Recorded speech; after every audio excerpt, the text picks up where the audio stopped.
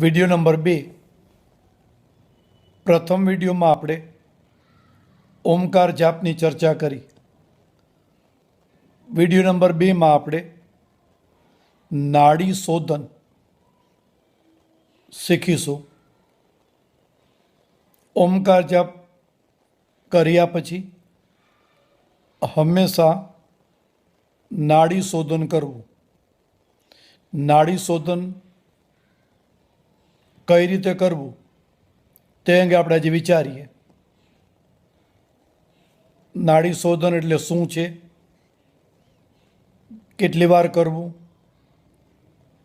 કયા સમયે કરવું, કેટલો સમય આપવો, નાડી શોધનથી શું લાભ થાય છે, નાડી શોધન કરતી વખતે સાવધાની શું રાખવી અને નાડી શોધનથી શું લાભ અને ગેરલાભ થાય છે તેની ચર્ચા કરશું। તેમજ શું સાવધાની રાખવી એ અંગે વિચારીએ। નંબર 1, નાડી શોધન એટલે શું? ભગવાને આપણને 2 નસકોરા આપ્યા છે। ડાબા નસકોરાને ચંદ્રનાડી કહેવામાં આવે છે, જમણા નસકોરાને સૂર્યનાડી કહેવામાં આવે છે। શરીરની રચના પ્રમાણે, કુદરતી રચના પ્રમાણે કોઈ પણ માણસના બંને નાકના પ્રાણ ચાલતા નથી, માત્ર યોગીઓના જ બંને સ્વર ચાલતા હોય છે। સામાન્ય માણસને કાં તો ડાબા નાકમાંથી પ્રાણ આવે છે અથવા તો જમણા નાકમાંથી પ્રાણ આવે છે। દિવસ અને રાત દરમિયાન અડધો કલાક અથવા પોણો કલાક ડાબામાંથી પ્રાણ આવતો હોય અથવા તો જમણામાંથી પ્રાણ આવતો હોય છે। તો તમારે ચેક કરવું હોય તો એક કામ કરો, તમારા બંને આંગળીને નાક પાસે મૂકો અને જોરથી શ્વાસ બહાર કાઢો।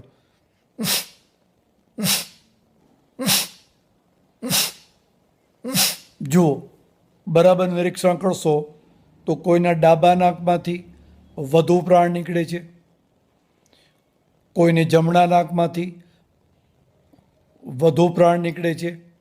એટલે કે તમારો એક સ્વર અત્યારે ચાલુ છે। આપણે આ બંનેને ખોલવા છે, એટલે સવારે ઉઠતી વખતે પહેલાં ઓમકાર જાપ કરો અને તરત જ બીજા પ્રાણાયામો સારી રીતે કરવા માટે નાડી શોધન કરવું જોઈએ। તો નાડી શોધન કરવા માટે 2 વસ્તુ સમજીએ। ડાબા નાકને ચંદ્રનાડી કહેવાય, જમણા નાકને સૂર્યનાડી કહેવામાં આવે છે। આ બંને નાડીને આપણે ખોલવી પડે। કઈ રીતે ખુલે એની વિધિ સમજીએ। તો નાડી શોધનમાં નંબર 1, જમણો હાથ તમારો ઊંચો કરો, જમણા હાથના અંગૂઠા વડે જમણું નાક બંધ કરો અને ડાબા નાકમાંથી 10 વખત 2.5 સેકન્ડ શ્વાસ લ્યો અને શ્વાસને બહાર કાઢો। 2.5 સેકન્ડ શ્વાસ લેવાનો, 2.5 સેકન્ડ શ્વાસને બહાર કાઢો। ત્યારે જોર ન કરતા સહજ ભાવથી લાંબો શ્વાસ ભરો। જો કઈ રીતે હું લઉં છું, શ્વાસ બરાબર નોંધો।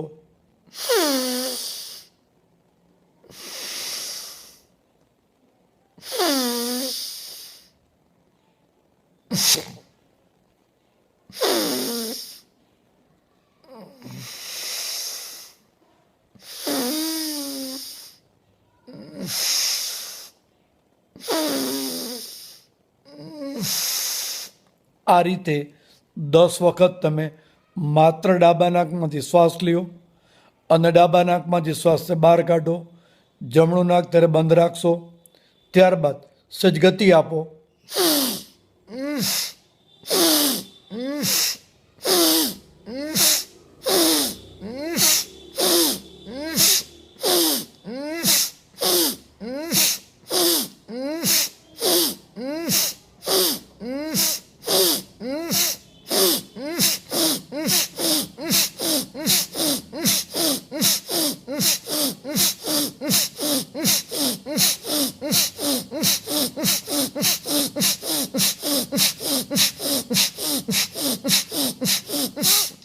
હાથ નીચે મૂકી દો.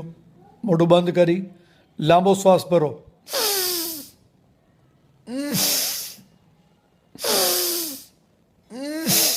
તો આ રીતે તમારું ડાબું નાક એટલે કે ચંદ્ર નાડી ખુલી ગઈ. હવે આપણે જમણા નાકને ખોલવું છે. જમણો હાથ ઊંચો કરો. બે આંગળાની મદદથી તમારું ડાબું નાક બંધ કરી દો.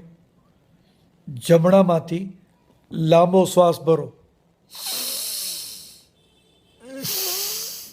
2.5 સેકન્ડ માટે લાંબો શ્વાસ લેવાનો. 2.5 સેકન્ડ શ્વાસ બહાર કાઢો. મોઢું બંધ રાખજો.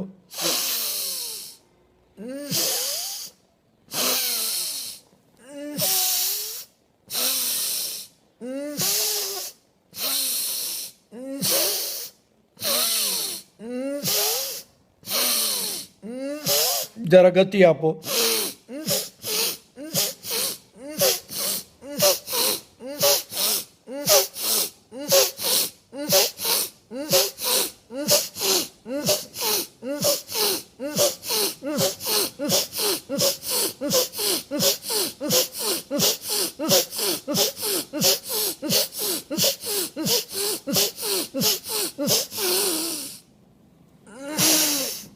બે વખત લાંબા શ્વાસ લેવાના અને લાંબા શ્વાસને બહાર કાઢો.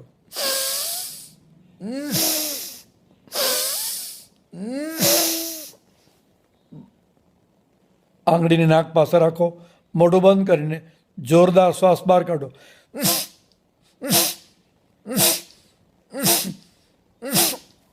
જુઓ, તમારી બંને નાડી એટલે કે ડાબું નાક અને જમણું નાક હવે ખુલી ગયું છે. છતાં કોઈને આ ડાબું નાક જમણું નાક ન ખુલે તો ફરી પાછું જોરથી આ રીતે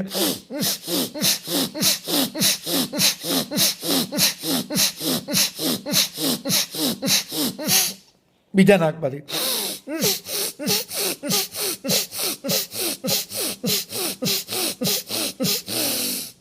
આ રીતે કોઈના નાકમાં કફ કચરો ભરેલો હોય તો તમારે ફરીથી નાડી શોધન કરી લેવું.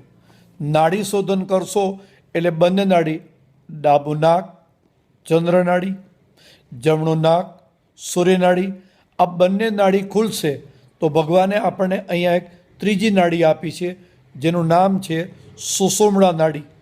પ્રાણાયામ કરતી વખતે સુષુમ્ણા નાડી ખુલી હશે તો તમે સરસ પ્રાણાયામ કરી શકશો. તો આ વિધિથી આપણી નાડી શોધનની.